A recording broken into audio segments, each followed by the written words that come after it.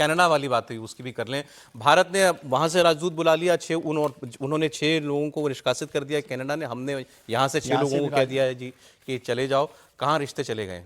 नहीं, ये केवल डिप्लोमेटिक रिलेशंस का मतलब ही नहीं है, ये तो एक फॉल आउट है उसका जो कुछ हो रहा है। लगातार भारत और कनाडा के बीच में जो रिश्तों में तनाव आ रहा है, और उसमें मैं समझता हूँ कि जितना सब कुछ हो रहा है उसमें कनाडा प्राइम मिनिस्टर जो है ना, वो जस्टिन ट्रूडो वो ज़्यादा जिम्मेदार है। और वो किस तरह से देख रहे हैं उनको देखना है, क्योंकि कनाडा में भी है ना बहुत उनको इसका समर्थन मिल रहा हो ऐसा नहीं है।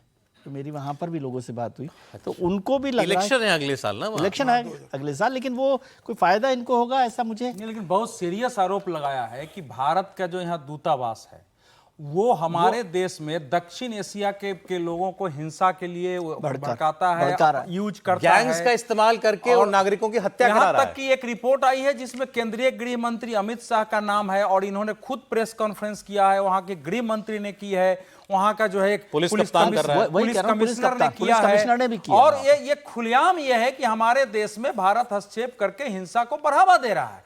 तो उसके बाद लेकिन इसका जो महत्वपूर्ण बात है कि ये जो बदला हुआ भारत है वो टिट फॉर टैट के रूप में पहली बार है पाकिस्तान के अलावा, जबकि भारत ने खुलेआम बयान दिया है कि हमारे देश में हिंसा, अलगाववाद और आतंकवाद भड़काने की कार्रवाई करने का कनाडा के विरुद्ध हमारे अधिकार सुरक्षित हैं, हम अभी निकाल रहे हैं। भारत की कार्रवाई बिल्कुल ठीक है, बिल्कुल 100% ठीक है। भारत की कार्रवाई ठीक है, लेकिन कनाडा में भी बहुत सारे हिंदुस्तानी रह रहे हैं, उनको भी हमें ध्यान रखकर कैसे करना, क्योंकि जो कार्रवाई हुई है वो ठीक है, ऐसा नहीं। बच्चे बहुत सारे पढ़ते हैं, बहुत सारे बच्चे पढ़ रहे हैं, बहुत सारे बिजनेस वहां पर है। हिंदुस्तान बल्कि कनाडा की इकोनॉमी में भी हिंदुस्तान का बड़ा हिस्सा है, तो है ना।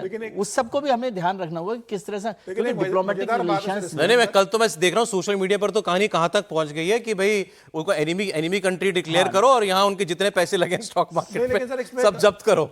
एक इंटरेस्टिंग खबर देखिए सर इसके अंदर कि भारत और कनाडा दोनों 5 आइज अलायंस जो है, जो जिसमें 5 देश शामिल है, जिसमें ब्रिटेन, अमेरिका, भारत, ऑस्ट्रेलिया शामिल है, उसका सदस्य कनाडा।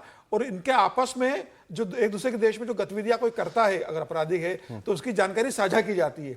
भारत ने जितने आतंकवादी कनाडा के अंदर पनाह लेके बैठे हुए, चाहे वो गोल्डी बराड हो या दूसरे आतंकवादी हो, सबकी जानकारी दी है कि किस तरीके से वो वहां पर बैठ के पंजाब के अंदर अपराध को बढ़ावा दे रहे हैं, ड्रग्स सप्लाई कर रहे हैं, हथियार भेज रहे हैं, इनको आप प्रत्यार्पण करके भारत भेजिए। कनाडा उसके लिए तैयार नहीं हो रहा। सर वो खालिस्तानी समर्थक है जगमीत सिंह, उनकी पार्टी के समर्थन से तो सरकार चलती है, उनकी खालिस्तानी समर्थकों से तो सरकार चलती है। कनाडा का पप्पू हो गया है, वो कनाडा का पप्पू हो गया, कनाडा का पप्पू हो गया है। कनाडा में पप्पू चुनाव बुरी तरह से हार रहा है, वहां जनता उसके खिलाफ सड़कों पर प्रदर्शन कर रही है और कोई रास्ता उसको नहीं सूझ रहा और एक भी प्रमाण अभी तक नहीं बता पाया। और भारत को किसी से बात नहीं करनी है, वो ब्रिटेन से बात कर रहे हैं कि हमारा कुछ कर दीजिए, तो भारत अपने में सक्षम। चलिए देखते हैं ये कहानी कहां तक जाएगी आगे।